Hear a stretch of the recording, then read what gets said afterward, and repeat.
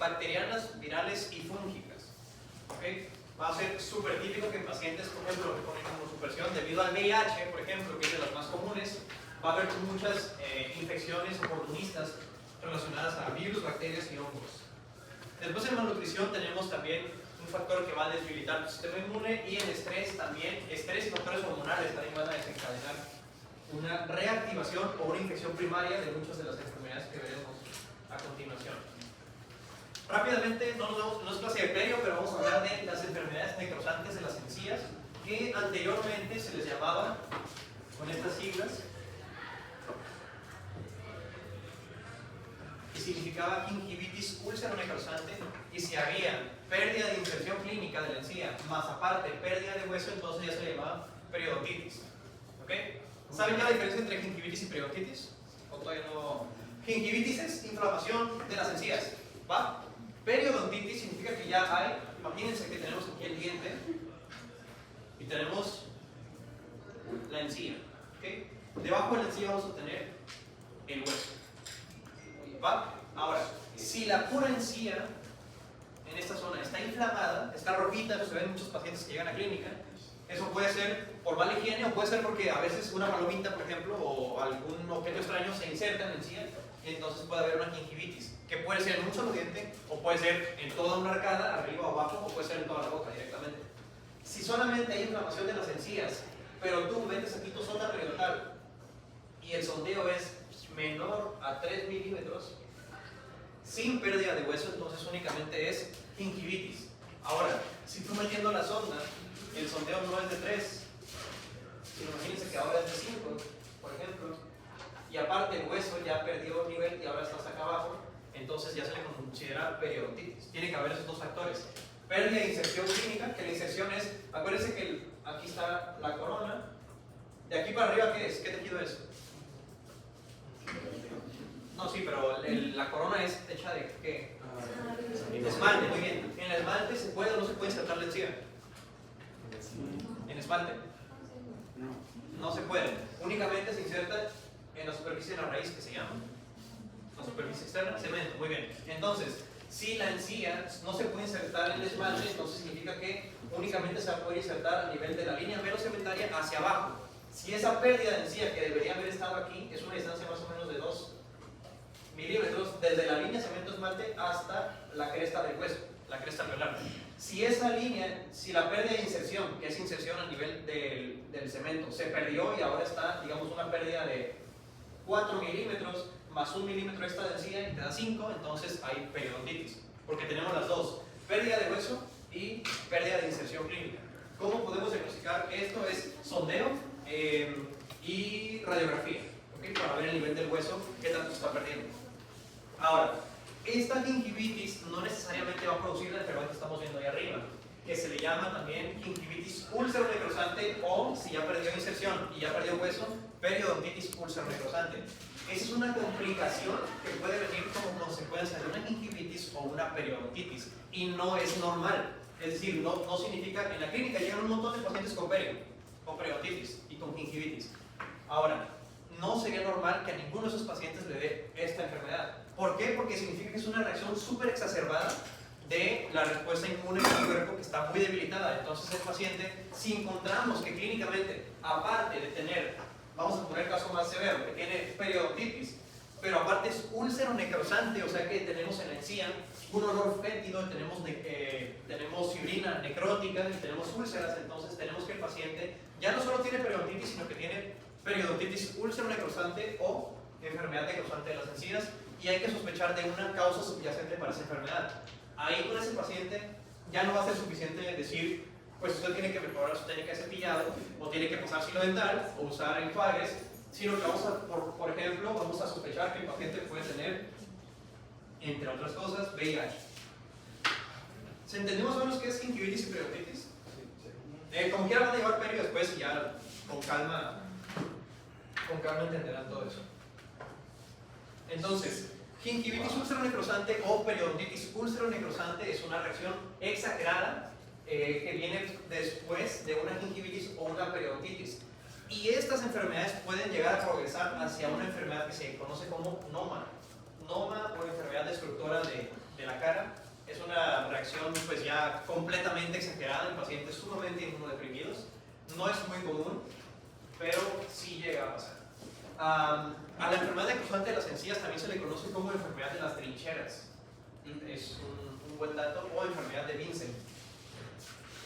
Así se escribe Vincent.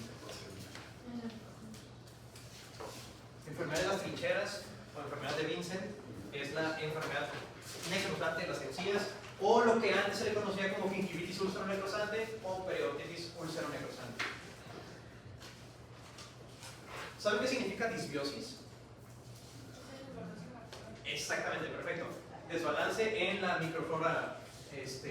Puede ser en diferentes lugares, en la flora del intestino, en la flora de la cavidad bucal. Si hay un desbalance, entonces a eso se le conoce como disbiosis.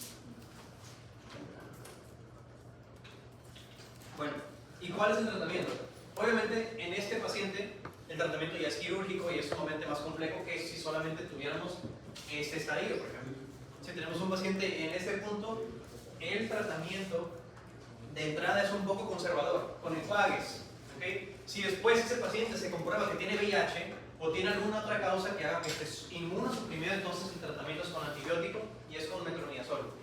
Esa es una pregunta típica en exámenes tipo Ceneval, ENARE, que hacen en otros, van a hacer ustedes en algún momento. Es tratamiento antibiótico indicado en pacientes con periodontitis ulceronecrosante, metronidazol. ¿Okay? No es el único, pero es de los más comunes. ¿Dudas? Bueno, ahora, esta tonsilitis o faringitis es una enfermedad que puede ser muy infradiagnosticada y que se puede confundir con muchas otras. Ahora, esta enfermedad tiene como característica singular que va a estar afectando las amígdalas, que las amígdalas se encuentran entre dos músculos que están aquí. Si recuerdan sus clases de anatomía de cabeza y cuello, tenemos dos pilares amigdalinos. El anterior se llama palato gloso y el posterior se llama palato faringio. Entre el palato gloso y el palato faringio tenemos las amígdalas palatinas que se pueden inflamar, y si se inflaman pueden llegar a formar dentro algo que se le conoce como los tonsilitos. Son calcificaciones, como pequeñas piedritas que huelen terrible y que se forman dentro de las amígdalas del paciente gracias a la infección de bacterias dentro de las amígdalas. ¿Okay? Esa infección puede ceder a todo el tratamiento con antibiótico, y si fueran ya unos tonsilitos formados ya per se como unas piedritas, entonces habría que extirparlo quirúrgicamente y que el paciente ya pueda tener un alivio. No son blandos. ¿Vale? No son blandos. Son semiblandos. No son piedras, pero tampoco es como flema. Entonces, a la mitad. Más o menos. Muy bien. De este solamente vamos a ver algo característico, y es que también es una pregunta muy típica que te preguntan. Enfermedad que se manifiesta en boca como lengua de fresa. Y son dos, ¿ok? Bueno, tres. Lengua de fresa. La primera es la fiebre escarlatina, y es una infección por Streptococcus B hemolíticos, o sea que es bacteriana, y produce una inflamación de las papilas de la lengua. ¿Cuáles son las papilas que están aquí saltando? Que se ven gorditas, como redondas. Gustativas. ¿Se acuerdan los tipos de papilas que tenemos en la lengua? Las circunvaladas son unas, pero no son estas. Circunvaladas, tenemos las filiformes, muy bien. ¿Cuáles más? Foliadas. Muy bien. ¿Cuál más? Fungiformes, muy bien. ¿Cuáles son las que están viendo ahí inflamadas?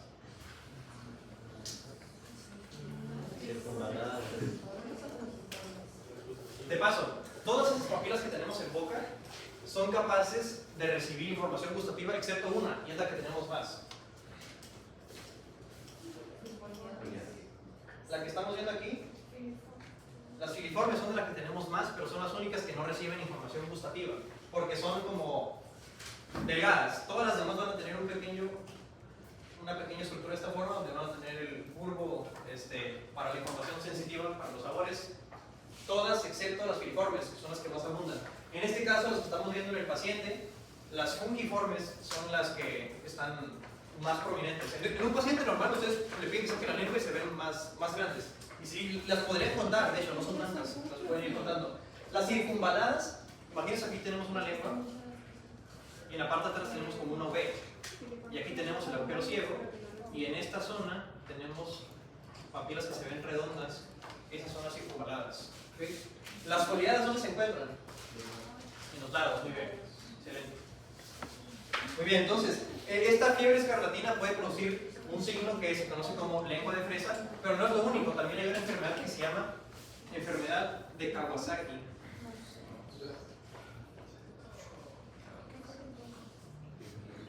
Esta enfermedad de Kawasaki también puede producir el signo que se conoce como lengua de fresa.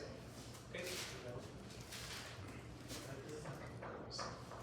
Muy bien. Había dicho que eran 3, ¿no? ¿Cuál es la otra? La otra es la papilitis lingual transitoria, pero no es tan común, por eso no se lo menciono. Papilitis lingual transitoria. Papilitis porque las papilas se inflaman, entonces si se inflaman, se ve rojito y se ve como una fresa por fuera, que se ven los poros un poco más saltados. Por eso se le conoce como lengua de fresa. Y se ve como está eritematosa, está roja, se ve como una fresa. Bueno. ¿Dudas de las que llevamos? Exactamente. No, o sea, es clínicamente. Pero si tú lo ves clínicamente, entonces se te hace, lo reconoces como una lengua de fresa, puedes sospechar de 3 diagnósticos. Pero no es que sea exclusivo alguno de ellos. Muy bien. Absceso periapical, ese también va a ser súper típico en la clínica. Es de lo más común que llega. Obviamente no llegan en ese estadio que estamos viendo, eso ya es muy exagerado. Pero también va a ser, imagínense, la causa más común de todo esto es caries. ¿Okay? Caries, que es la enfermedad más abundante en todo el mundo. La caries entonces puede provocar una infección del esmalte, progresa a la dentina, de la dentina entra en la cámara pulpar y de la cámara pulpar va hasta el soporte vasculonervioso del diente que está en el ápice. Una vez que la infección llega al ápice comienza a destruir el espacio del hueso esponjoso que se encuentra en esa región y puede pasar una de dos cosas. Lo que está pasando en ese lugar, esto es un vamos a ver 2 diapositivas que son de la clase de cirugía cuando ustedes la lleven para que aprendan cómo es el manejo de una infección de este tipo, el drenaje, el manejo con antibióticos. Los abscesos buscan como vía de salida la vía de menor resistencia. Eso es muy importante para que lo noten. Buscan la vía de menor resistencia. Hacia donde esté orientado el ápice de ese diente, imagínense que está orientado hacia palatino, como en este caso, y entonces va a buscar la tabla palatina para poder salir. Y el objetivo que tiene es disminuir la presión que se está creando en ese absceso. Si ese absceso sigue creciendo de tamaño y sigue creciendo, entonces en algún momento ya no va a estar delimitado aquí, sino que va a perforar la cortical y va a salir, y clínicamente tú lo vas a ver como una inflamación en la encía, que si la tocas va a estar aguadita, ¿okay? Y va a salir pus. Entonces, si el ápice del diente está hacia vestibular, como en el caso de la foto A, entonces pues la vía de menor resistencia va a ser hacia vestibular. Ahora, si ese absceso no drena, es decir, no sale de la cortical y se queda dentro del hueso, y vamos a suponer que tu sistema inmune estaba muy bien, entonces el sistema inmune hizo que dejara de crecer y la encapsuló y se quedó donde tenemos nuestro diente, se quedó aquí, se quedó la infección ahí. Ahora, eso se puede volver crónico y puede formar otras entidades. Si eso lo vemos y el paciente tuvo una caries, de repente en algún momento le molestó, después le dejó de doler y por eso dejó de ir al dentista. Eso es típico, le dolió, le dejó de doler y entonces ya no fue nunca más. Y a los 3 años, 4 años, vuelve a dolerle y ahora sí va. Entonces, en un primer momento eso se llamaba un absceso periapical. Ese absceso periapical puede tener 2 presentaciones, puede ser agudo y puede ser crónico. Que sea agudo, ese absceso periapical agudo es un absceso que es típico de pacientes que les va a doler, pero es un dolor descontrolable y produce un signo que se le conoce como signo de diente largo o diente extruido. ¿Por qué? Porque cuando el paciente muerde, imagínense que ese fuera un molar o para cortar los dientes, un canino, un incisivo. Cuando el paciente muerde va a sentir que está mordiendo primero con ese diente y no va a aguantar el dolor. Es un dolor sumamente duro y es un dolor que se alivia muchas veces cuando el endodoncista entra en cámara pulpar Vamos a suponer que es un canino, hace la apertura, y entonces una vez que entran en la cámara pulpar, y abren, alivian la presión que estaba formando dentro de la cámara y el paciente tiene una sensación de alivio justo cuando se abre la cámara pulpar. Eso es en el caso de un absceso agudo, ¿okay? Porque es rápido, los síntomas evolucionan de un día a otro. El paciente dice, me empezó un dolor ayer, mañana está con un dolor que no se aguanta, va a la clínica, no aguanta que tú lo toques, a la percusión duele, a la palpación duele, hay sensación de diente destruido y es rapidísimo el proceso. Ahora, lo que yo les mencionaba, por ejemplo, el paciente le empezó a doler hoy, de repente a los 2 días le dejó de doler, se lo dejó pasar, no fue atenderse, y en 5 años, 2 años, 3 años el paciente vuelve a la clínica y se quedó con un absceso periapical crónico. Ese absceso periapical crónico puede desarrollar algo que se le conoce como granuloma periapical.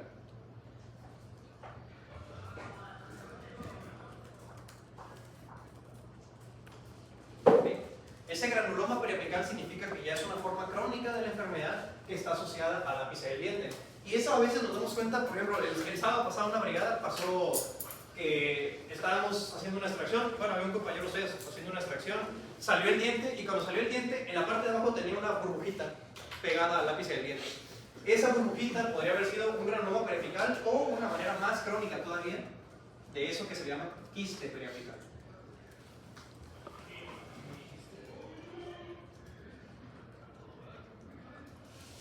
Sería un quiste asociado al periápice de un diente por una condición crónica, ¿sí? Crónica.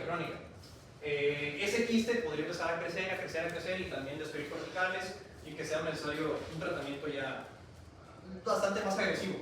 Como es una condición crónica, a veces el paciente no sabe que lo tiene porque si a ti te da un dolor de diente hoy y se te quitan 2 o 3 días, en 5 años probablemente no te vas a acordar que te dio un dolor en esa pieza hace 5 años. Entonces, muchas veces el diagnóstico de estas condiciones, granuloma periapical y quiste periapical, se da como un hallazgo radiográfico, pero que es espontáneo. O sea, no iba a checarse eso el paciente, probablemente me ha tocado ver pacientes que van por cirugía de terceros molares y de repente en un lateral tienen un granuloma periapical o un quiste periapical.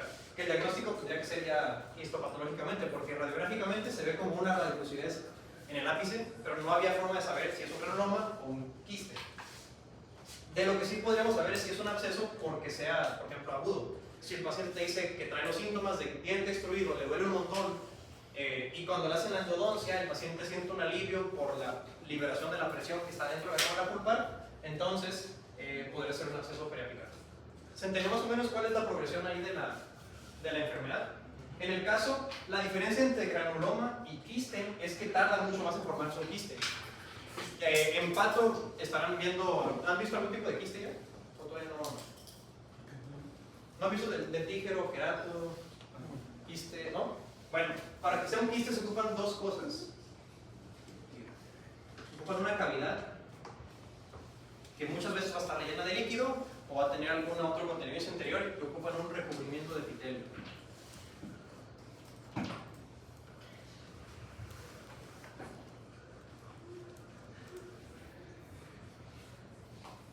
Son 2 cosas que se ocupan para que sea un quiste. Por eso tarda más en formarse un quiste y viene precedido de un granuloma, porque en lo que tarda en formarse la cavidad y que esa cavidad se recubra en toda su periferia de un epitelio, o sea, de piel, de una capa de epitelio muy delgada, hasta entonces se le podrá llamar un quiste, ¿okay? Un quiste periapical en este caso. ¿Qué puede pasar si el paciente no se atiende y tenía un proceso, digamos, agudo? Entonces la vía de menor resistencia va a erosionar la cortical y el paciente puede tener una infección como esta. Este paciente tenía una infección de un canino superior y miren cómo ya se ve comprometida incluso el ojo.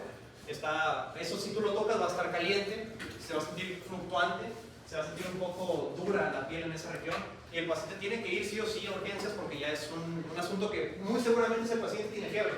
¿Por qué? Porque ya las bacterias que estaban unidas al periápice, como es la fuente vascular del diente, se van a diseminar. ¿Y cómo se le conoce eso? Cuando hay bacterias en la sangre. ¿Se acuerdan? Ajá, ¿cómo?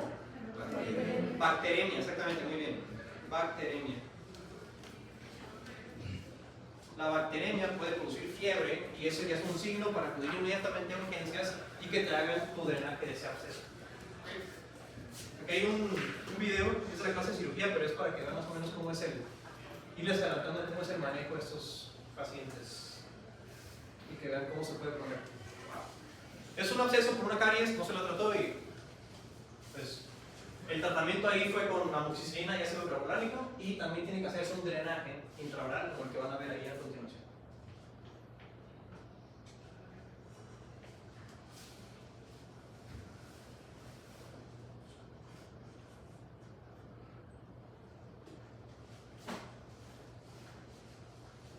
Lo que están haciendo es entrar en la cavidad del absceso y dentro de la cavidad del absceso hay muchos microabscesos, entonces por eso mete las tijeras y va disecando dentro de la cavidad para poder deshacer todos esos microabscesos que se están formando, que salga todo y una vez que ya salió entonces continúa el paciente con la antibiótico terapia y resuelve el caso.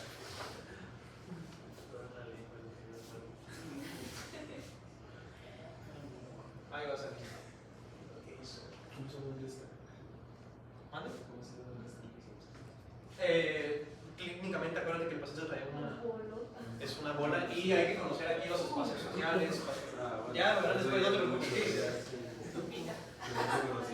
Sí. Bueno.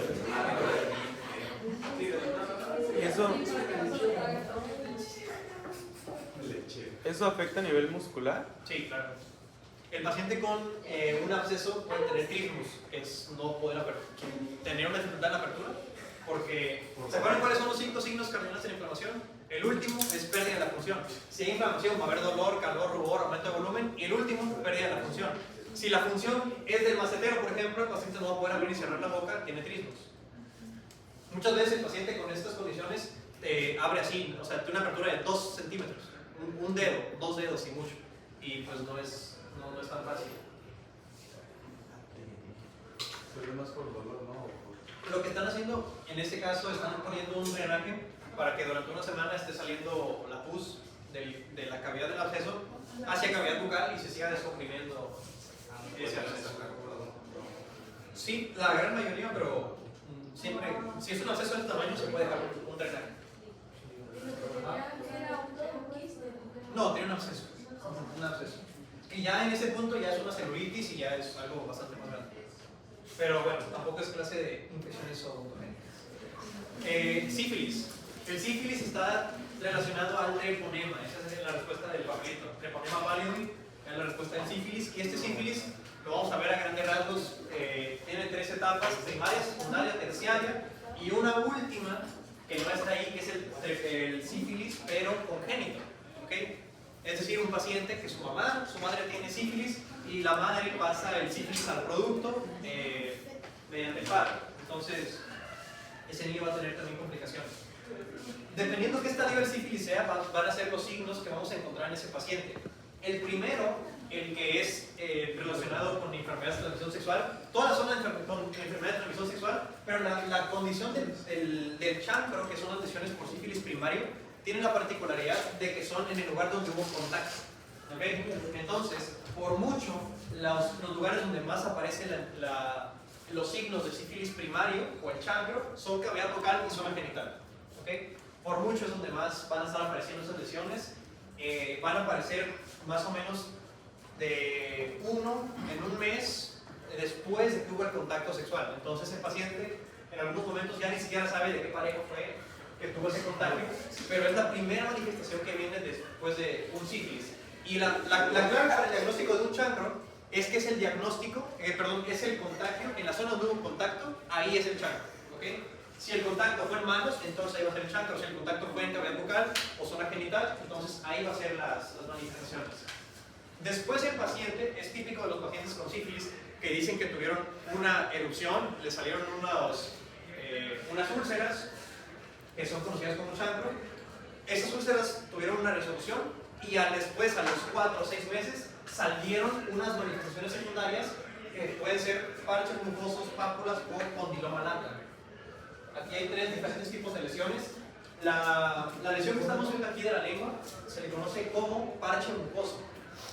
¿Okay? Es un parche de mucosa que está adherido, es decir, no lo puedes quitar con una gasa, está adherido a la superficie de la lengua. Es una manifestación de sífilis secundaria. Lo que estamos viendo aquí es un condiloma lata. Vamos a ver los tipos de condilomas en esta clase. condiloma. Uno es el condiloma lata y otro es el condiloma acuminado.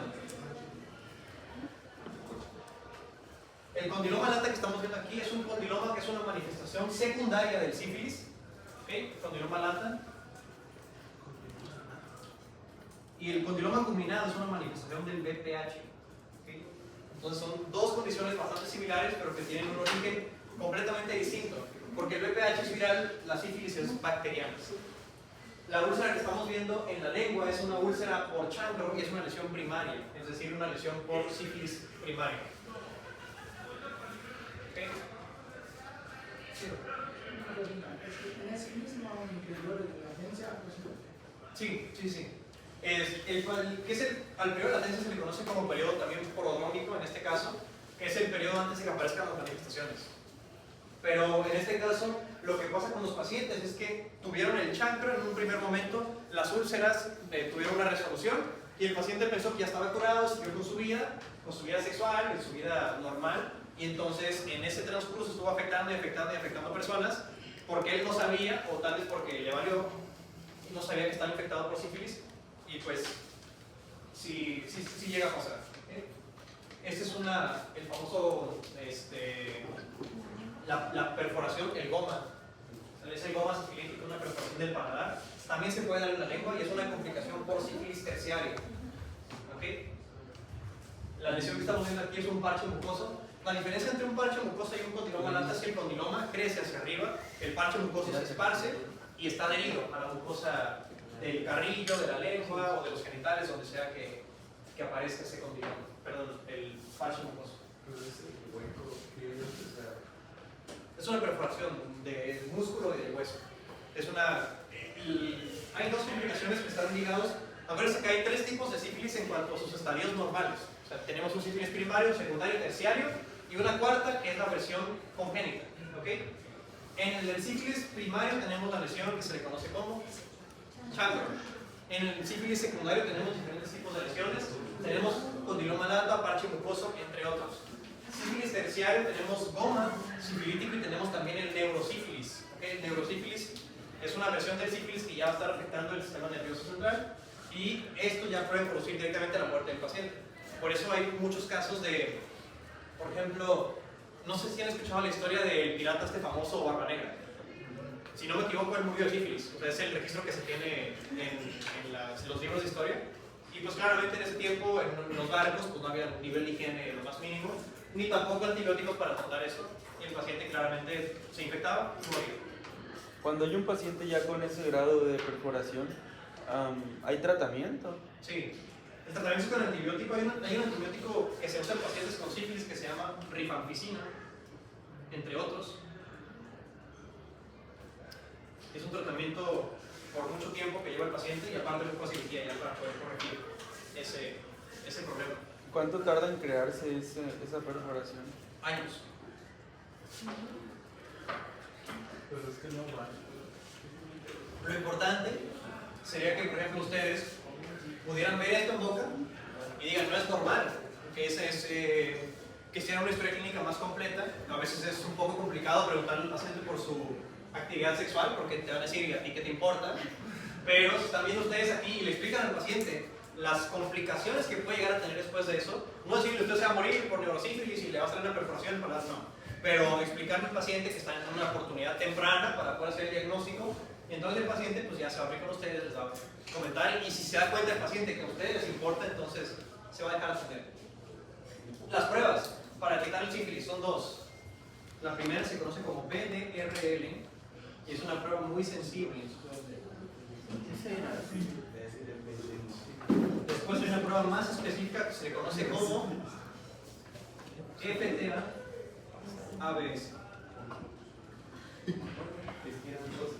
FTA-ABS son siglas, en inglés significa Fluorescent Treponema Antibody Absorption. Eso es importante.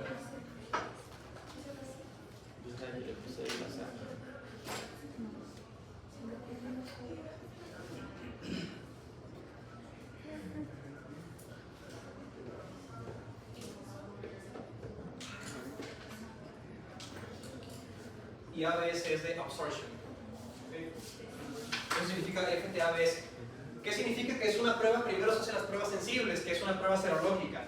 La prueba BDRL, que es una prueba que tiene mucha sensibilidad. O sea que si te sale una prueba BDRL negativa, significa que el paciente no tiene sífilis.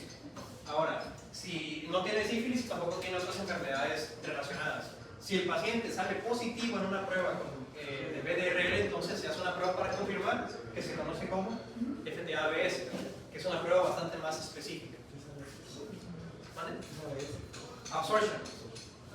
Fluorescent treponema antibody absorption.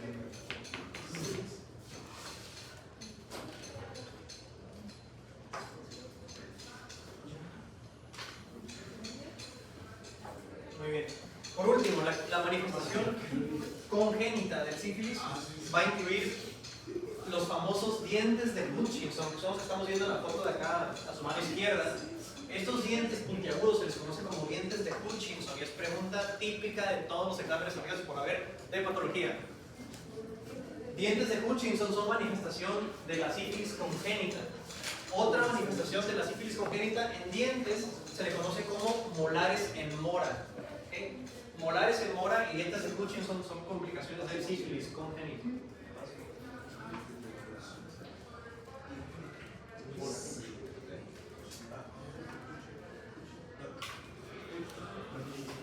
Ambas. Si la madre está infectada de sífilis y lleva a cabo un ciclo de gestación, entonces muy probablemente ese niño va a nacer con estas complicaciones. Y no es lo único, el paciente aparte puede tener ceguera y puede tener afectaciones auditivas. Todo porque la mamá estaba infectada y no sabía, y pues el niño va a nacer con estas complicaciones.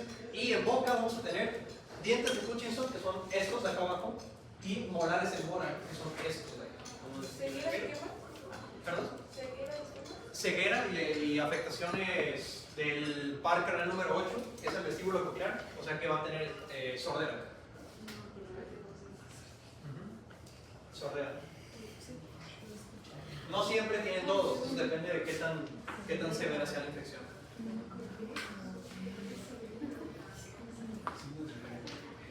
Sífilis congénita. Sífilis congénita. De acuerdo. Y de las que llevamos ahorita. aparte de esa manifestación de la sífilis congénita, hay como verrugas y todo ese tipo de cosas. No, porque el paciente no estuvo en contacto con una pareja infectada, fue su madre. ¿Alguna duda? Vamos a tomar un break entonces y por favor déjenme aquí los papelitos.